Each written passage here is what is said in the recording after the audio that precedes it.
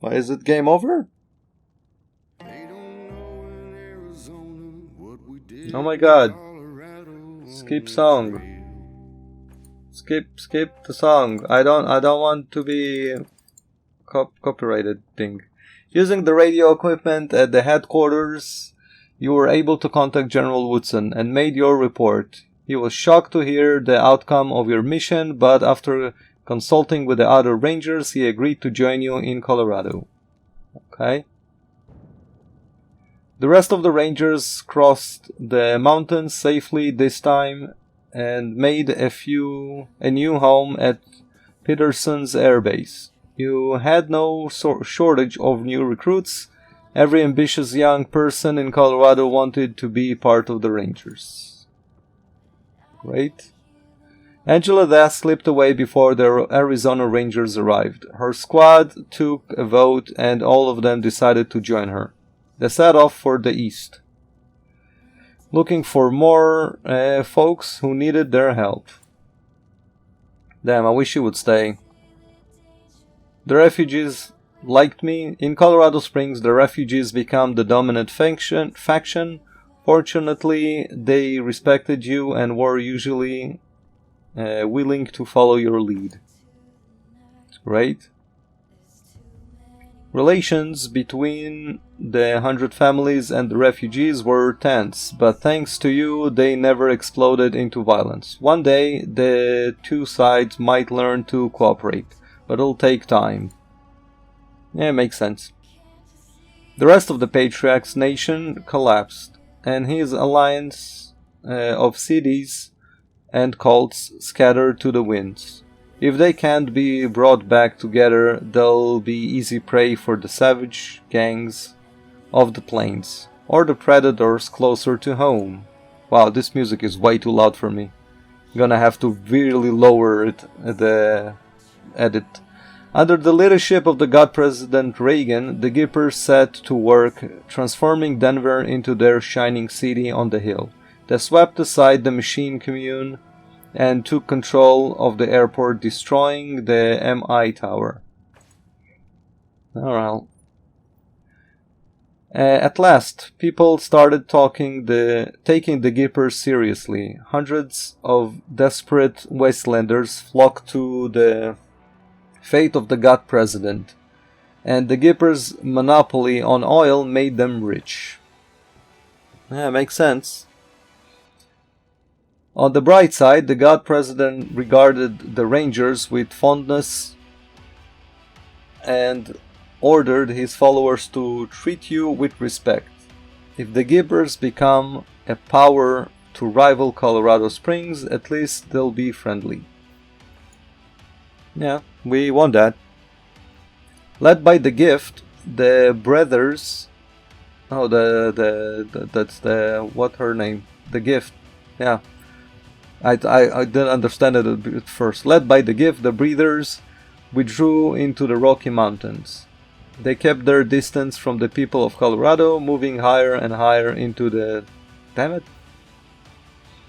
In time, the Breathers became legend to the people of Colorado. Some said they were evolving into a new form of humanity. Others didn't believe that they ever existed at all. The Breathers.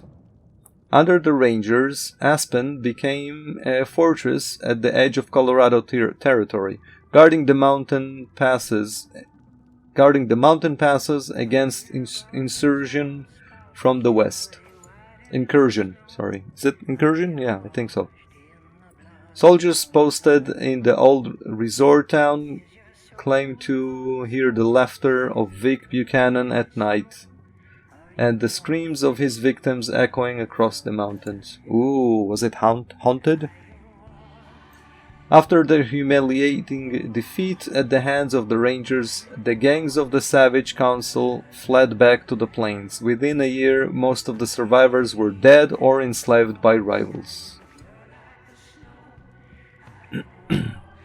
But the Savage Plains got their name with good reason.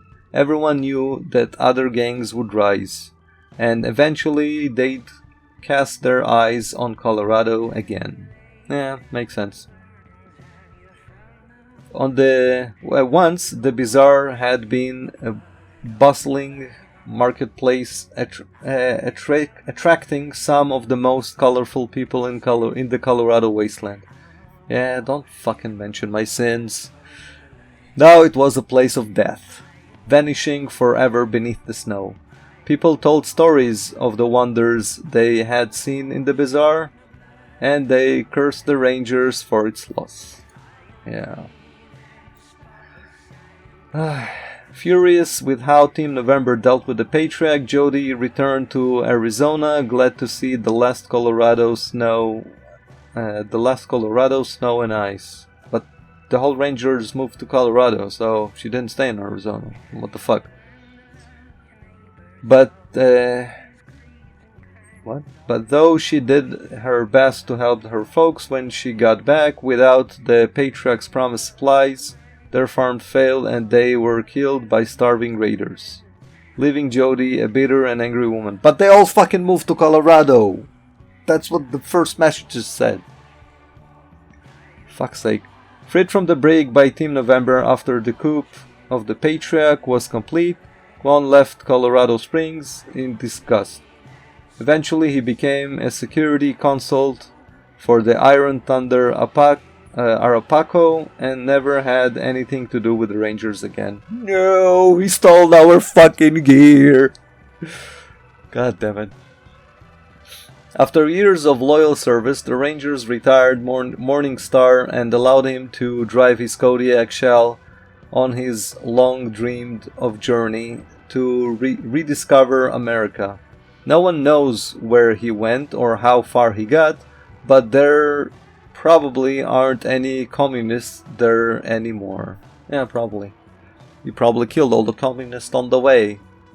Giuseppe did not stay in Colorado. She returned home to Darwin Village to help her people prepare for the long, dark years that followed the Rangers' abandonment of Arizona. For fuck's sake, this does not make any sense. Just doesn't. Nobody cried when Fish Lips died.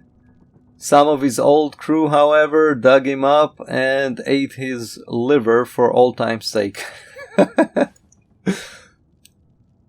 All Colorado breathed easier when Vic Buchanan died. Since then his grave has been more beshat than any other in Colorado history. Beshat? Like they shat on him? After things solved, the Rangers noticed Scotchmo was no longer with them. They searched every bar in Colorado Springs, but never found him. Some say he's been drinking in saloons in Kansas and points east, but these rumors are unconfirmed. With that, the story of Team November comes to an end. For good or ill, you change Colorado forever, and its people will live with the consequences. But the story of the Rangers goes on. It's time to end this one way or another. Yeah, we ended it one way or another.